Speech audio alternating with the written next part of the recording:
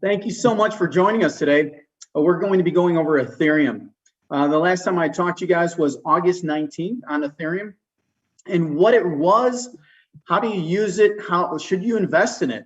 Once again, I'm not a financial advisor. I'm here just to really give you information to really edify yourselves and really see, is this something that you really want to go into? Is this a currency or a stock or a token? However you look at it, is this something that you should be investing in? So when we look at this, I just wanted to really cover what gives Ethereum value, right? It's all about value. What value are we bringing in our career, our job?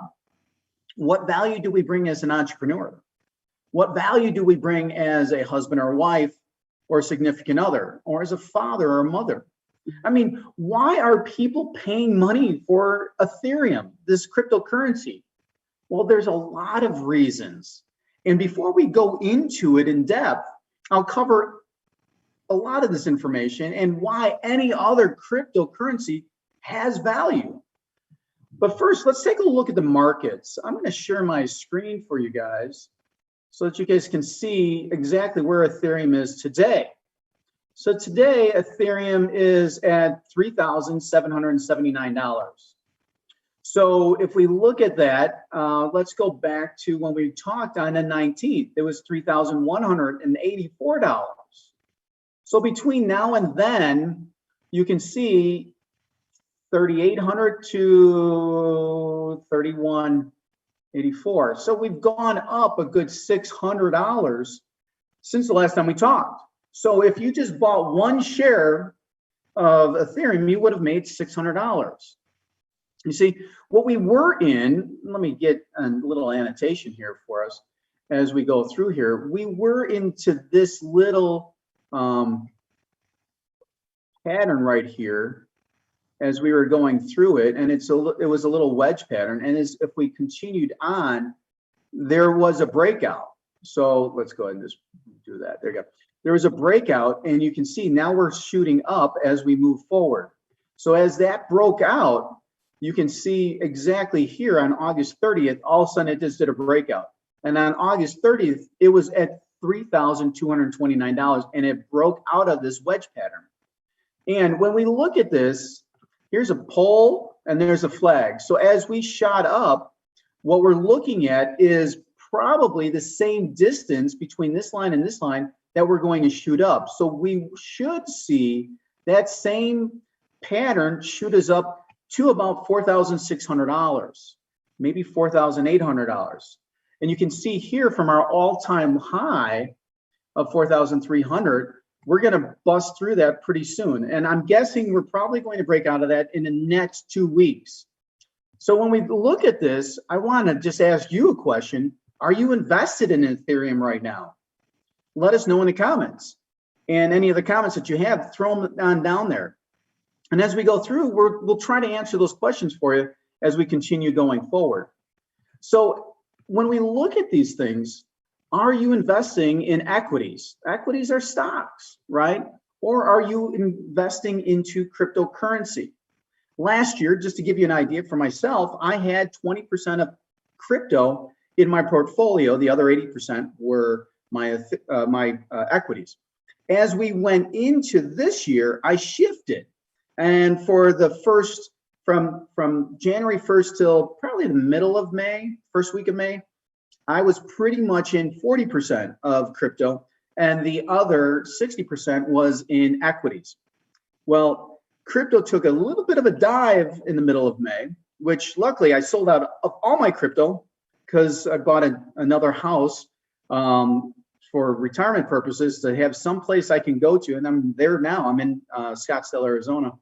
And it just gives me an opportunity to just clear my mind from Chicago and really go somewhere else to really work on the business instead of being in the business. So when we did that, I really didn't think that the bottom was like we were going to just lose so much value in cryptocurrency, and it tanked. Well, the timing was great, and I was measuring out exactly what predictively it may do, and it fell apart, which is great.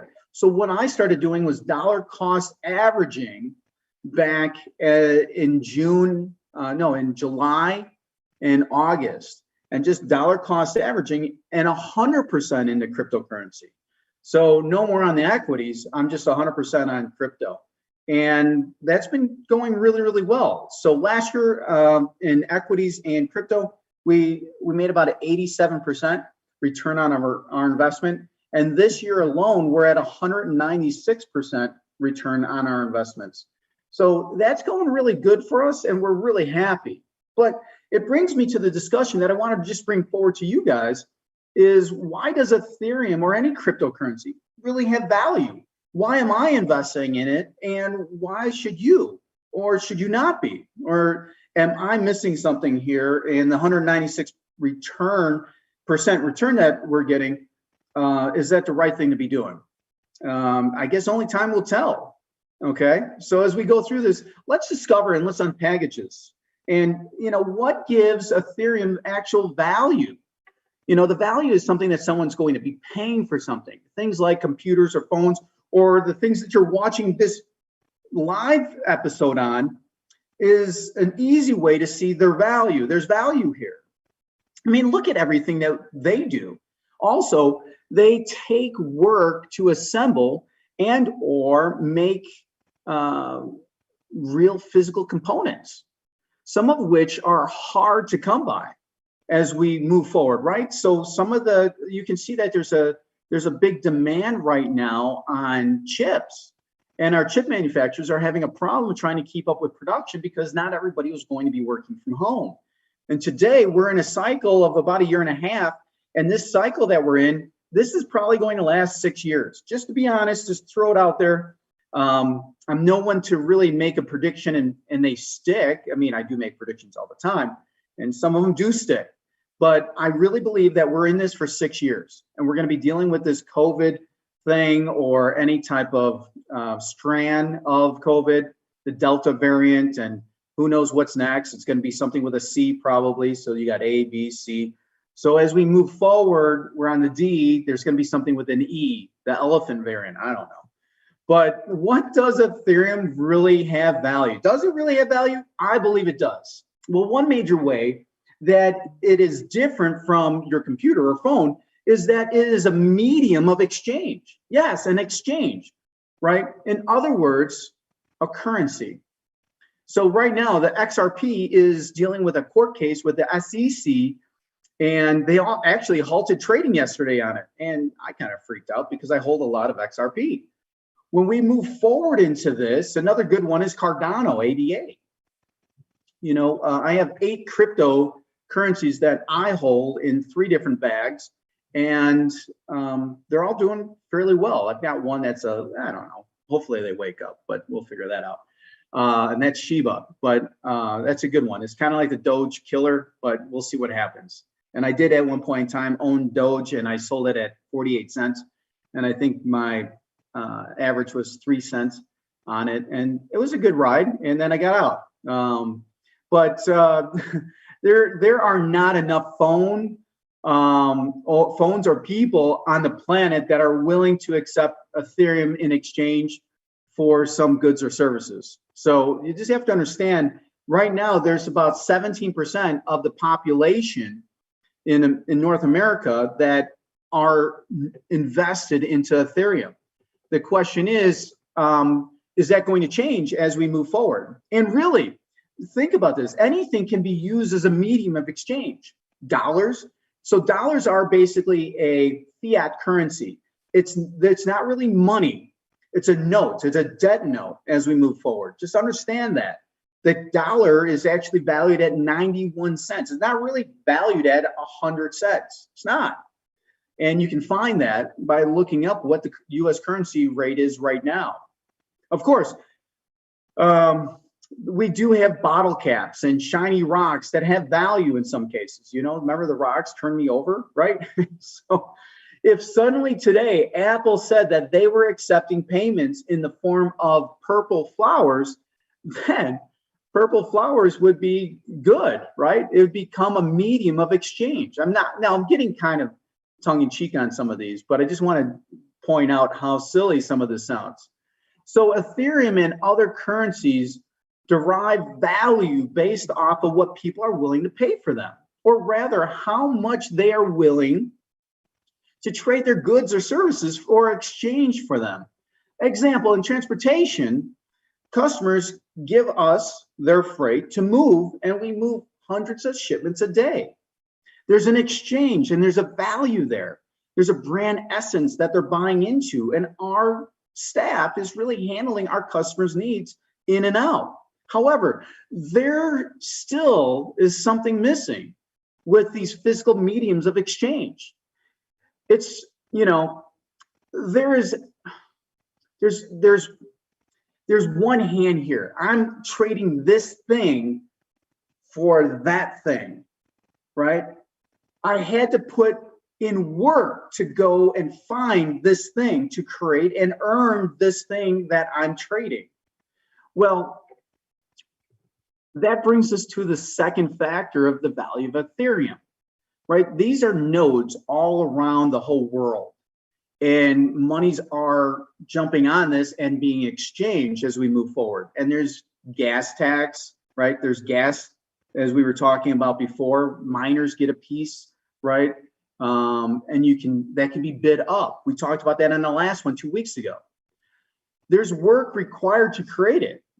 And on these tokens, Ethereum or Bitcoin, whatever the case may be, there's a lot of work that goes into it. One Bitcoin takes just over a year to mine on a computer. Now, these miners, they take a lot of energy, right? But as we move forward, Ethereum will be running into 2.0, which is going to happen first quarter of next year. And I have a price target of about $20,000 on Ethereum, each Ethereum, as we get into next year. This year, I really think it's going to hit $10,000 or thereabouts. There's not just Ethereum sitting out there in the void that people are grabbing and selling for thousands of dollars. If that were the case, I'd be out there right now with a net catching them all up, and I'd be loving it, right? It's just not happening. But the work that goes into creating Ethereum in this mining and soon to be validating process, yes, validating, it requires a significant investment and continuous operations to create this Ethereum. And this is, we're talking about Ethereum, but when I say this, it's all cryptocurrencies as we're moving forward. I covered a lot of this in explanation in my last Ethereum Live, and I'll cover, I covered a whole bunch in there. So I'll have some drop in and chat now. If you want to go back and watch that, please go ahead and do that. It's a great opportunity. I think it was like 38 minutes long. Just understand it's a basic level. So the people that really understand Ethereum trade or have been trading for many years, it's basic stuff, but I try to break it down so that everyone can understand it. My wife's like, I don't understand this. You take money out of checking and you put it into trading, and then you bring it back, and she's like, I don't know, Ethereum, crypto. So I just started saying, listen, if you're not understanding it, right? And she's really bright. She's a psychology major. So let's break it down and really get this information and the word out to as many people as possible. Just know that Ethereum is valued because of its difficulty to create it and the amount of people that are willing to pay for it. In other words, to put it simply, it's supply and demand. Okay. Now, as we go into supply and demand, now that kind of covers that. Let's dive into some of the significant factors that give Ethereum its value.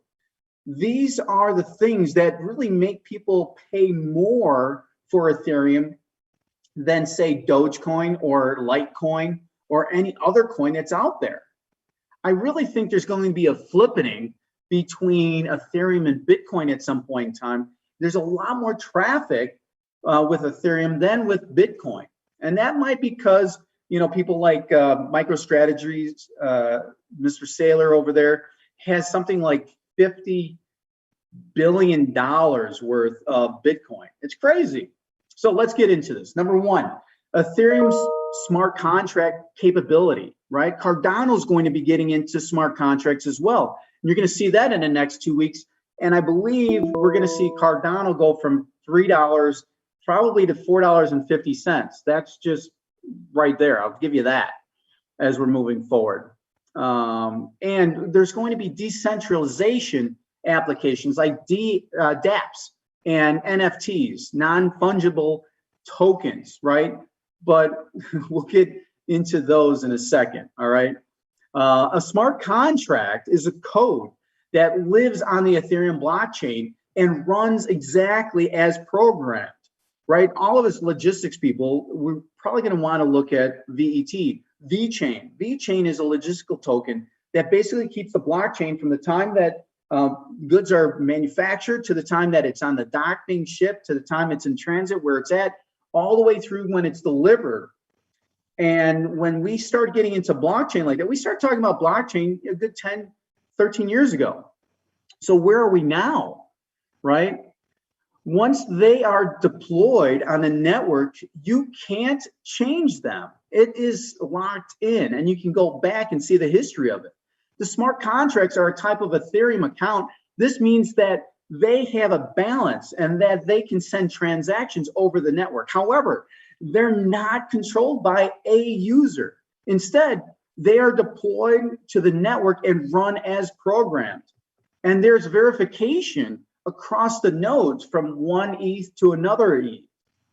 User accounts can then interact with smart contracts by submitting transactions that execute a function defined in the smart contract.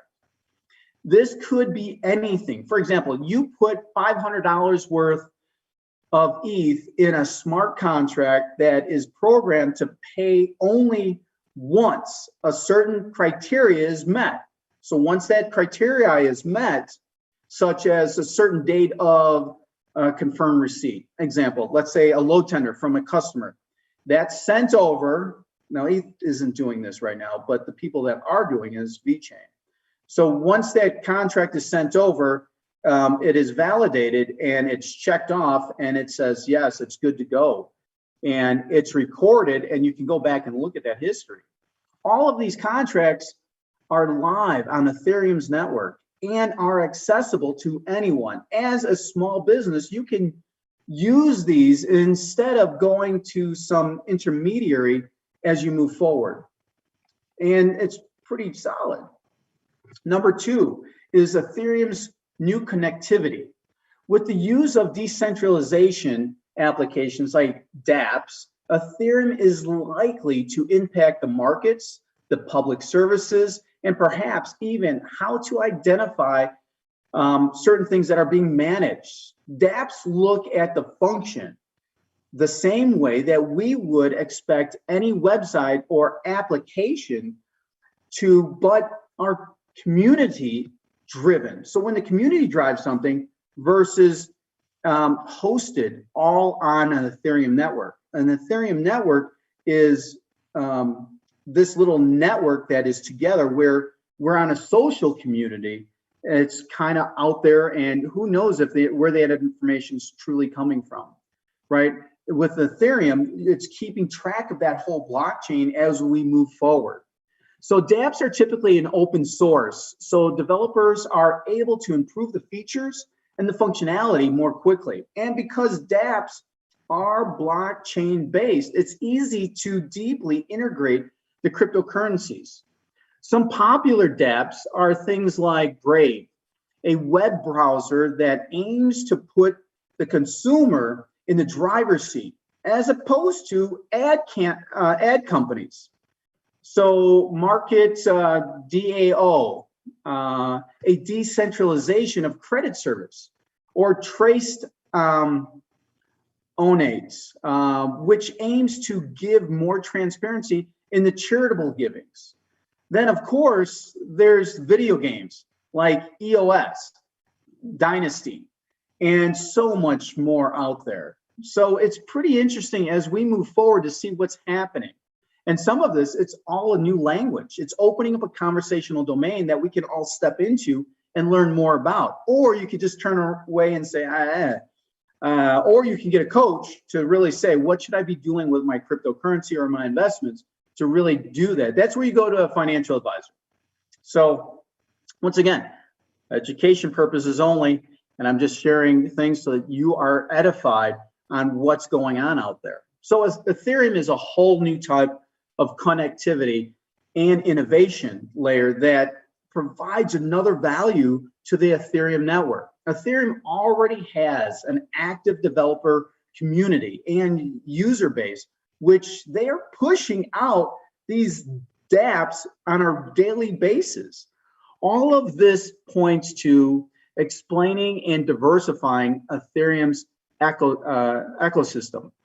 So when we look at that ecosystem, as we move forward for blockchain, that's exactly what you want, a growing network. If you're not growing, what? You're dying, right? So as we move forward, take a look at this and read. I want you to just don't go do something. Don't just go out there and buy Ethereum because I'm telling you that it's something good to invest in and it's going to go up, because it could crash. It really could. And you should only invest with stuff that you're willing to lose. And it could get a good return on your investment, or it could lose everything. So, but edifying yourself and opening up different conversational domains for yourself really opens up your world to really grow as a human being. So the new, number 3, is the new proof of stake model. I talked about this a lot on our last Ethereum stream, so I will try to keep this pretty simple. With the new proof of stake model, there will be validators who will be required to put their own ether on the line to, clarify and certify that a block is valid. By doing so, they are awarded a small amount of ETH as well. This means that they have stake to ensure that everything goes smoothly. Wouldn't that be nice to make sure that everything goes smoothly and you're paying a little bit of ETH and they're getting a little bit of ETH?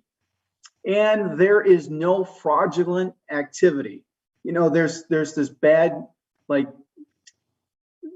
people saying that all crypto is for the black market, meaning all these people that are doing things underhanded, underneath. It's not. This, you're going to see more and more of this. If you knew how monies are transferred from bank to bank to bank, there's a company that actually does that. And now crypto is coming in and saying we can handle that quicker and faster and handle 15,000 transactions per second. Additionally, this will all be done without the requirement of an intensive mining. So as this goes forward and we move to ETH 2.0 in Q1 of next year, this provides significantly more transaction processing capability. This is where it's just going to be crazy fast. No longer will you need a whole bunch of briefly computers running 24/7. It will be done really quickly, especially with the adoption across the whole network. In the end, this means it will be easier to spend and exchange your ETH, something that is vital in any currency. If you have it and you can't spend it, then that's not really good. Additionally, with the reduction, right? Because now ETH, every day, they're burning off more and more ETH. Watch the last podcast from 2 weeks ago, and you'll see what's going on with that and how that reduction in computing power is really going to be taking hold. There will be a massive drop in the energy required to produce ETH. So as we move forward, especially in Q1, and we're going to get into that now on the speed and the scalability. So this is number 4, whatever that is. Love live shows. One of Ethereum's standout features among all the other cryptos is the little amount of time that it takes to complete a transaction, a time that will soon become even shorter once ETH 2.0 drops in Q1. This is meant to improve the Ethereum scalability and vastly increase its throughput rate as we move forward. So if we could increase that, that's fantastic. And that's all going to take place in Q1 of next year. So that's why I started investing in Ethereum last year, sold it several times, bought back in dollar cost average, meaning a little bit, and you go through that whole process so that you get a good mean, meaning an average price as you're moving forward, as you're consolidating your own value. So right now I'm not buying ETH. I mean, if I had more money, I would, trust me, because it's going to continue to go up. And by the next time that we have this session, and I talked about this on a live session, we should be at $4,500 is my guess, $4,600, somewhere in that area. That should happen in the next 2 weeks. And it is expected that Ethereum 2.0 throughput rate will be able to reach 15,000 transactions per second. Let me say that again, 15,000 transactions per second. I think that's the third time I've said it today. But allowing Ethereum to really match centralized payment systems in transaction processing speed. It's unbelievable. Like, this is so monumental. It's very similar to like when the internet came out. And I only remember jumping on the internet in 1995.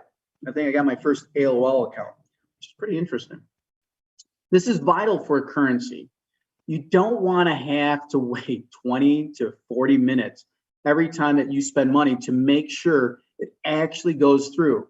With this update, you will pretty much know immediately that your transaction is complete. So right now, I'm just going to, I'm trying to see, we're trying a new system here to see where questions are. And I'm going to go into my chat and see if it's in there. I have nothing in my chat. So I'm not really sure. Anyone in the background and technical, if you could either text me the questions, or I could go on my, that's what I can do. I can go on LinkedIn and I'll get this on here, I believe. So I'm also going at another, okay, great. No questions so far. This is great. So I like that. So double checking. And there's 87 of you out there. That's great. Love live shows. There you go. And I got 2 comments. I can't listen to myself at the same. For Dapps, okay. Post. Okay, good. Yeah. So if you have questions, go ahead and post it. I can now see it, which is great. But I just, let me just go ahead and give you like a conclusion, because we are wrapping up here. We covered why any crypto coin has value. Then some standouts specifically on Ethereum. There is the smart contracts, the connectivity through the Dapps. And Dapps is D, it's really a small d, capital A, PPS, Dapps, like applications. The proof of stake model and increasing the transaction speeds. I believe that Ethereum, honestly, is here to stay. And I'm so excited to see what kind of changes there are going to be made as we go into Q1 of next year. With Dapps and NFTs, NFTs are like, they're making pictures, right? So they're taking all these pictures and they're actually coins. And you buy them with, then NFTs are all on the Ethereum network. So you pay some ETH to buy an NFT, and then that NFT goes up in value as well. Sometimes a 10x compared to regular ETH. And especially Ethereum 2.0, there's a lot as we move forward. I just want to thank all of you guys for tuning in today, and really am excited as we move forward and see what Ethereum does as we move forward. Once again, I just want to share my screen one more time. As we go through, go out there, go to Google, put in ETH price prediction, and read through this. I talked about XRP, I talked about Dogecoin, I talked about ADA Cardano, and we, of course, Bitcoin. We talked about all of these. But as you go forward, take a look at what people have to say out there. Do your own research. Talk to your financial advisor, right? And it's huge. I mean, people are putting $250,000 to $400,000, and Ethereum will surpass 20,000 by March. By March, I said next year. well, I did say Q. Yeah, well, that is Q1. So with all of that, I'm going to stop sharing my screen. Enjoy, have fun. Don't invest money that you're not able to lose. But if you really invest some, let me know. Some applications you can do this on is Webull. You could do it on Voyager. You could do it on Uphold. Those, you can do it on Coinbase. I use Webull, I use Voyager, and I use Uphold. Those are the ones that I primarily use. And I'll throw some links in there if you want to jump in there and go ahead and start investing a little bit. All right. Just connect it to your bank and move forward. So thank you very much. Have a great day. I really appreciate you guys tuning in. God bless.